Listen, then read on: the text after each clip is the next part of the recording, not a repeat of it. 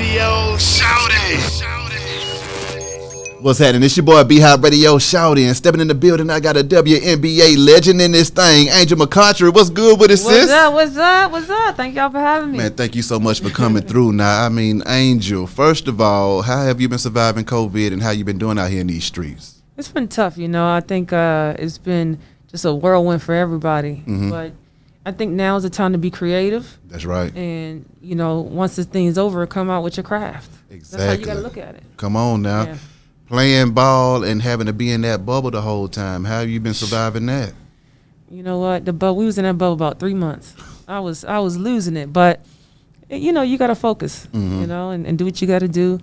I think next year we won't have a bubble, so I'm happy for that. But you know, because I'd rather win the championship in front of my fans. Talk to me about playing without no fans out there. How's that been? It was very different. And I know people already make jokes. Yeah, I don't get no fans in the Oh, no, we get fans. Brothers. We get fans, but it was surreal because you at the free throw line and it's just quiet. Damn. So it was surreal, but you start getting into the games like playing pickup. So, you know, yeah. So now, can you take me to day one, Angel? When somebody put that ball in your hand and you knew it was about to go down, was it an automatic love for basketball, or was this something that, you know, you grew to love? Automatic. I started playing at 8, and I just played every day. I just loved it, and I used to get in trouble with my dad because I would come home when it was dark, and he's like, "You got to get home when it's early, when it's still light outside. You're a girl." And you know me, I was a feminist all the way back then, fighting. No, why can the guys stay out late and you're a girl? And I'm like, but I just want to play basketball. So we used to get in those little fights that we laugh at now, but I just love to play. So it was always just a natural thing. When was it that you realized that you was better than everybody else? I think my dad was a pastor, and he had a church league, and I begged him, could I play? Yeah. He said, no. Once again, you're a girl. This is a men's league. Oh. I said, well, can I at least practice with y'all? He said, all right, you can practice. When I killed all the men in practice, grown men, I might have been 16. What? Killing them guys. And that's when my dad, he said he finally realized, like, she's really good. Like, he's watched me play. Yeah. But he never watched me play against men. Mm-hmm. And when I tell you, when I was beating those guys, and that's when he finally realized, like, she's really, really good when she's beating on grown men. Come on now. So now you in high school and you're doing your thing. What was that like being ranked as one of the best?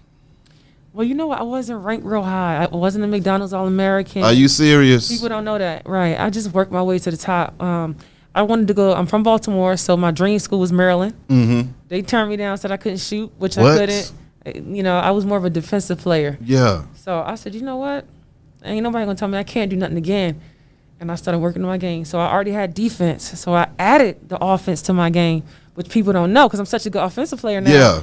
People just think I was always a good player. No, I was. That's why people label me as an offensive player that can play defense really well. Like, she don't just score, she plays defense too. No, I was a defensive player that created my offense. So I just let people have it. Exactly. You know? What was that like working on your offensive game, though? And, I mean, how many jumpers was you shooting today? I mean, thousands. Like, you have to. Like, I was on that Kobe Bryant kind of workouts. Like, I was just under the shooting till my arm would feel like it was going to fall off. Oh, my God. And it paid off because I took a team, Louisville, you know, to the championship game. And we didn't have not one high school All-American, nothing. And we made it all the way. So. Okay, so now you're playing on the collegiate level. Right. Drafted number 1 to Atlanta. Oh, see, you ain't gonna interview yourself, Angel. Sorry. That's what you not. Forgive me. But you playing at Louisville. Yeah. What was the difference between being in high school and now you playing on this collegiate level, but you're doing your damn thing, and then you was an underdog bringing the funk? So in high school, you know, we had a lot of fans and stuff. So I remember I went to Louisville. So you got Rick Pitino, and I went to the men's game before our game. It was packed out. So I'm like excited the next day. I'm like, I can't wait to go. Oh man. I go in this, we got this big 18,000 seat arena, and it was crickets. And I'm like, so I asked one of the upper class, I'm like, where the fans? She's like, this is it. I'm like, what the heck? I'm like, this the love we get? They gonna all go to the men's game, not come to our game. So I said to myself, I said, this ain't gonna happen no more.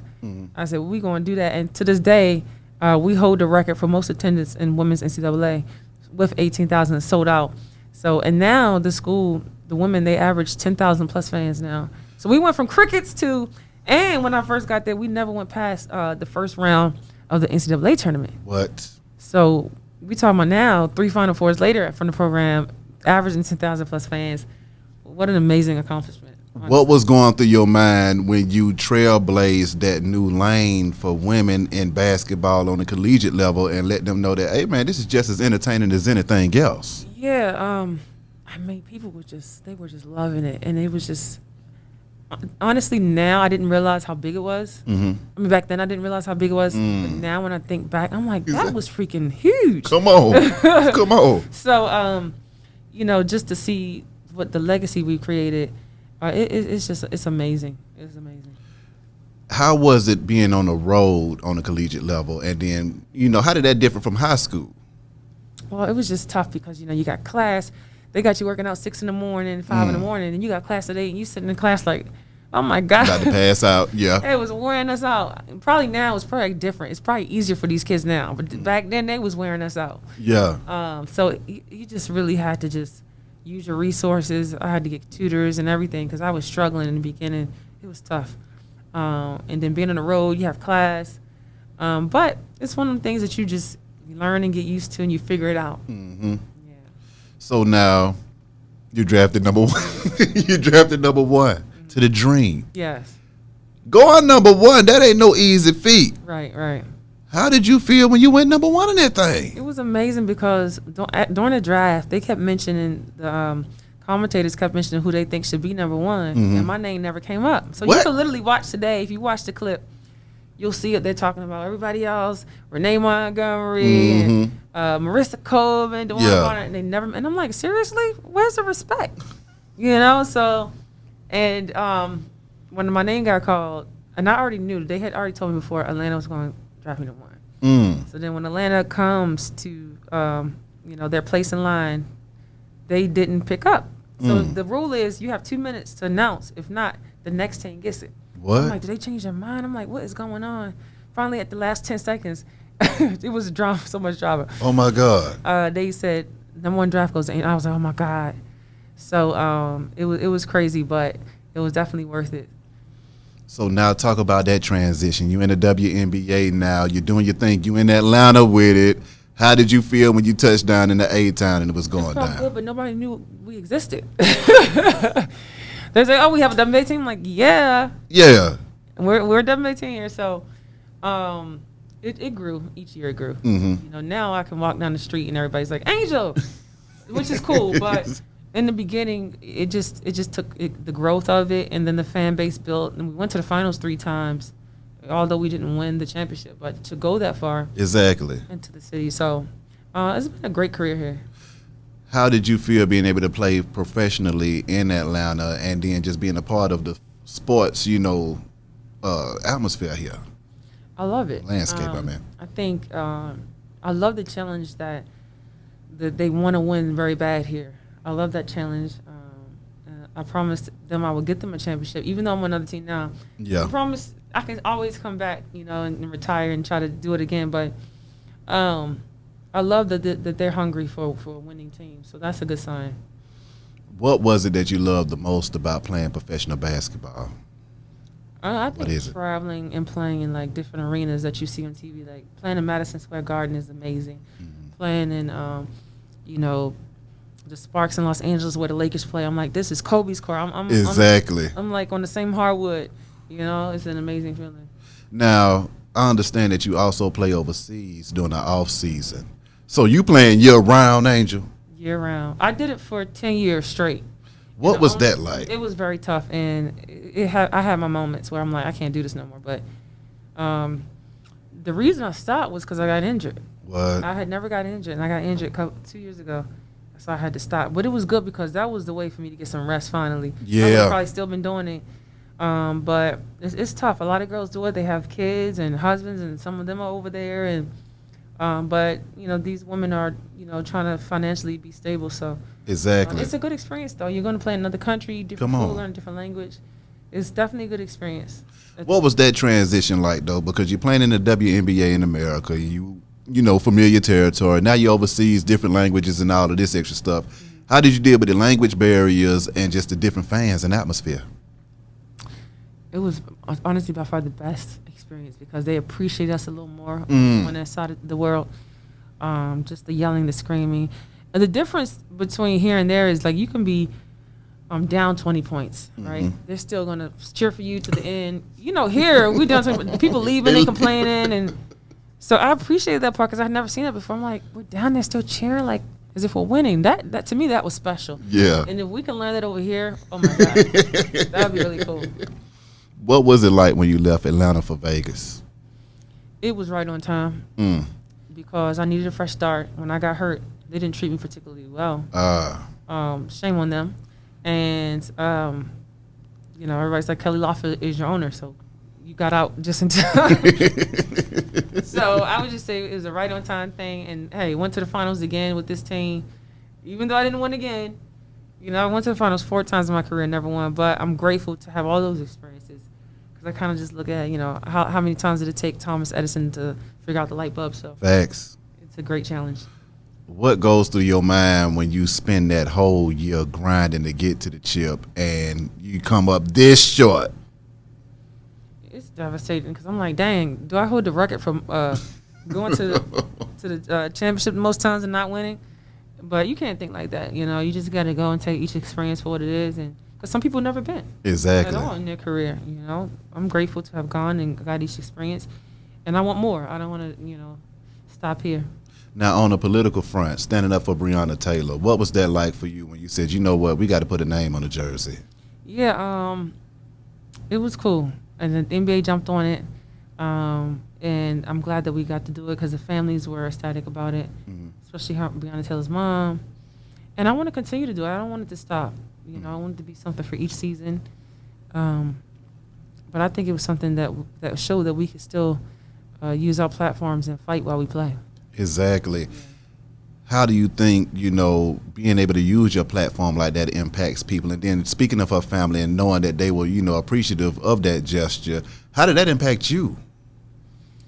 You know what? It just showed that it's bigger than basketball. You know, like human rights and people are out here hurting and just it's crazy out here. But it affected me just with, you know, just to see the strength of her mom, to see just how every day she's, and not just her, but like the strength of everybody else who has to deal with these situations. Like, I think that's what stuck with me the most, their strength, because that's very painful, very hurtful to lose a child like that. And whew, come on. And they keep on fighting.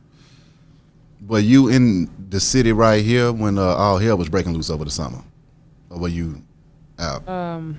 What was going on in the summer about the George Floyd and everything yeah, else? Yeah, I was. And, oh, my God. We were just so angry. Yeah. We were so angry. But, you know, because people now get to see it. Before it wasn't filmed so much. And COVID actually helped with people because nobody was busy and they had to watch. And now the whole world has protested against it. So hopefully, finally, this is time for change, like real change. I had an older white friend that I was talking to, and I mean, when I say older, he might have been like 60-something years old, pushing 70. And, you know, he's an activist now as far as, you know, inclusion and diversity and stuff like that. And one of the things that he said, you know what, Brian, we spend so much time going after it ourselves, trying to get our own money.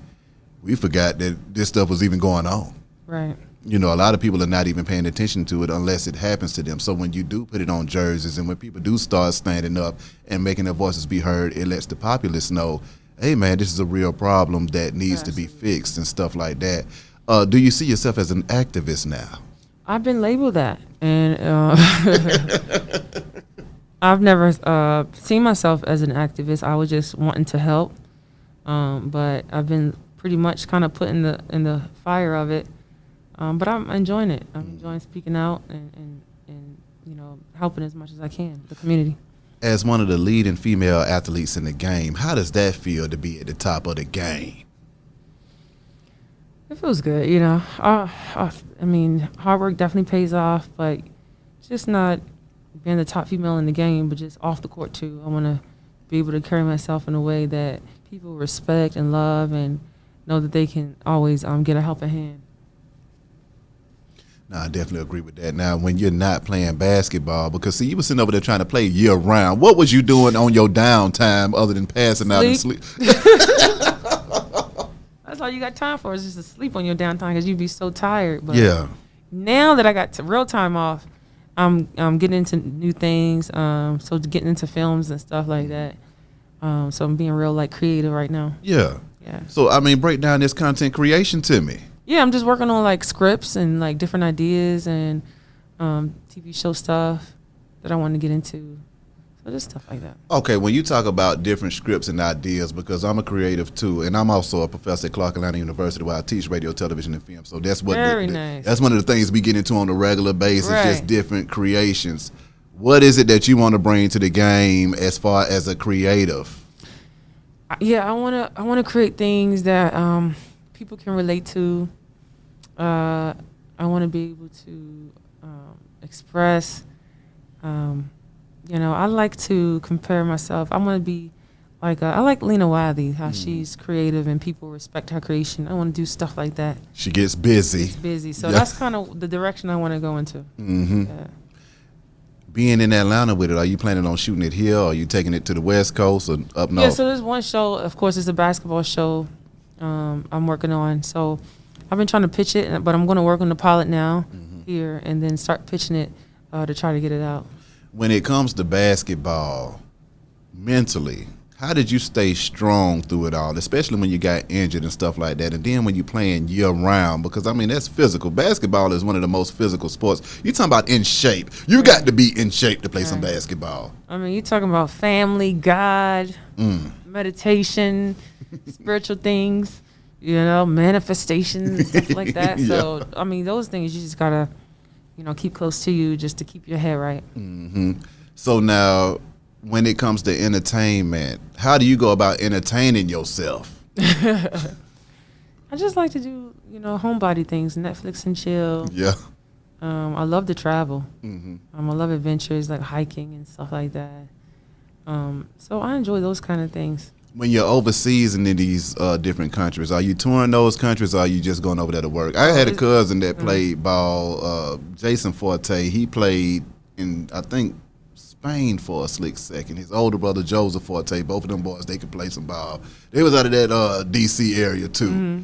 But he went over there to Spain and played, and he didn't do nothing but go to his hotel room. I said, you didn't go to the mountains? You didn't do this? You didn't do nothing? You can't go to another country and just not You didn't do a damn do thing. anything. It's just, that's a waste. You could do that here. Go explore. Come Go on. to another country. What is it like exploring those other countries, and what have your eyes seen that have stayed with you? Amazing. I mean, I've learned so much. Like, I was in Africa. Ooh. And I was talking to some young guys, and I was like, do you guys want to visit America? And they were like, no, we don't want to get shot. I was like, whoa. Oh. I'm like, that's okay. So that just shows you, like, how people are viewing it. We think over here, everybody wants to come over here. Everybody doesn't want to come over here. That's what I've learned. People Not to get shot.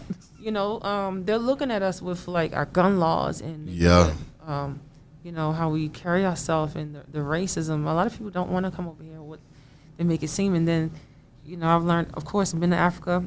It's the most beautiful place you can ever visit. But what do you think it looks like? Because on TV, they make it look like Tarzan. it's just this horrible place that you don't want to visit, which is totally the opposite. Mm-hmm.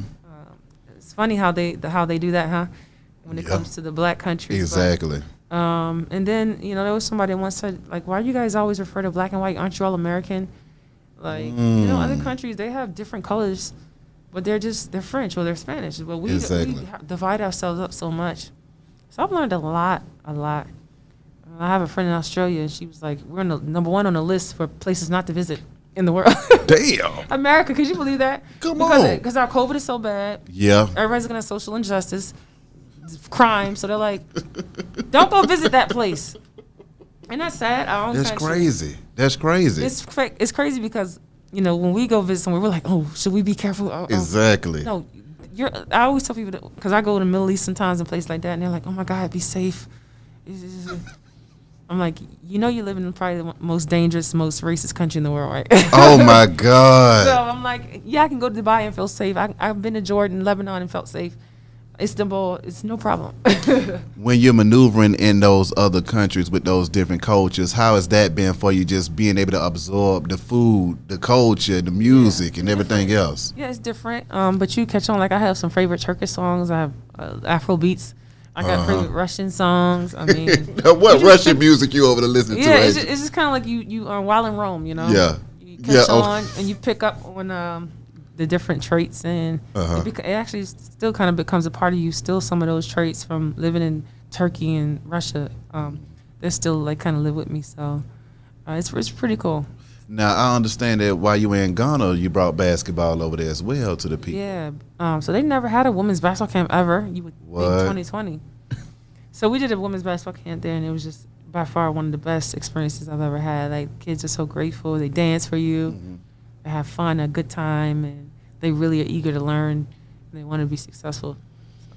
When you touched down in the motherland, Angel, did you feel home, or was it like another country that you visited? No, I've been all over, and when you touch, it's something about Africa. When you touch down, it's this peace that comes over your body.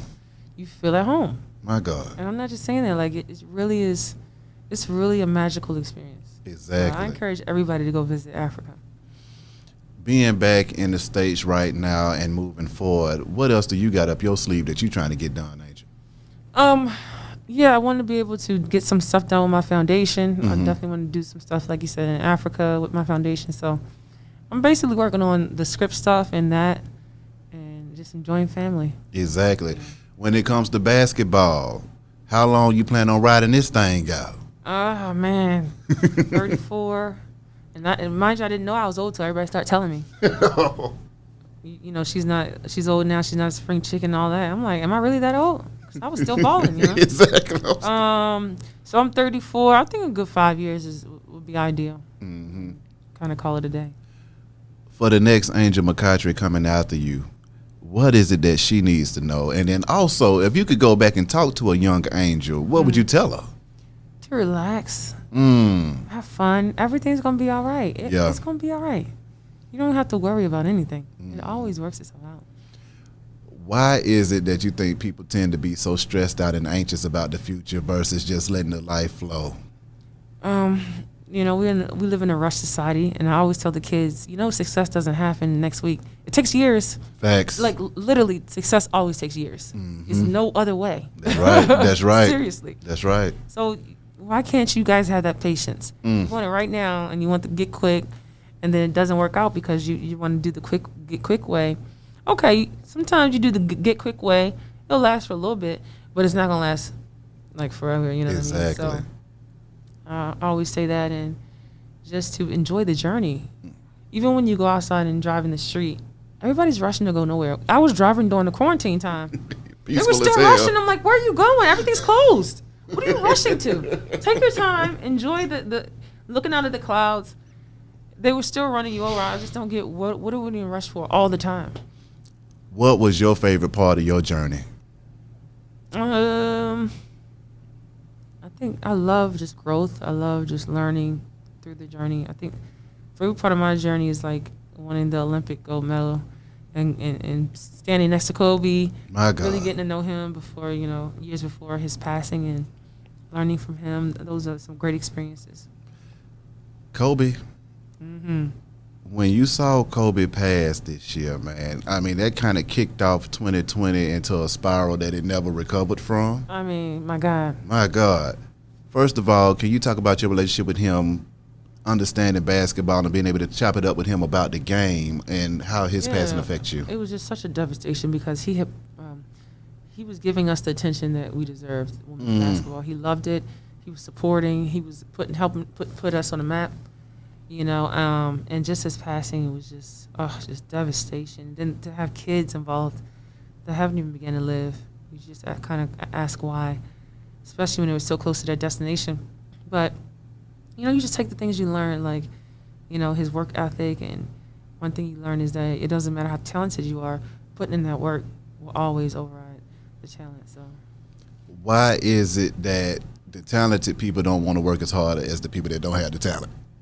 Yeah, because, you know, you just feel like you got it. You know, but just because I was one of those. I was one of those people that like I said, I didn't get picked up out of my dream school and stuff like that, but I worked so hard that the talent and the hard work mixed together helped me become a top player to this day. You know, so if people actually put in that kind of work ethic, my goodness. When you think about being the best at what you do, would you have done anything else besides basketball?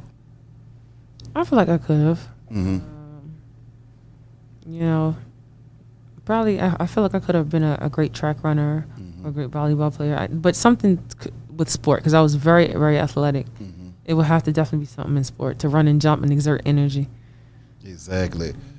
With women's basketball, being a trailblazer in the game and seeing where it's gotten so far, how do you feel to watch the growth of the sport and being one of the main faces of it at the same time? I always say, like, women's basketball is evolution. You know, if you ever see the mammal turn into the human, that's just basically women's basketball, because I always say, like, 10, 20 more years now, more girls are going to be dunking and more athletic than as you see now. And, you know, more than 10 years back, you didn't see as many girls dunking and doing those things. So it's always growing for us. Exactly. Evolution. Lastly, how can folks contact you? And is there anything you want to get off your chest? Yeah, folks can contact me. My Instagram is @McCoughtry. My last name, McCoughtry. And holla at me. You know, check out my link in my bio just to check out anything we got coming up. And that's all I got. I can dig it. Angel, appreciate you stopping through this thing, sis. Thank y'all so much. Wish you nothing but the best and much success. Be Hot Radio, shout it. We're gone. Holla at y'all in a minute.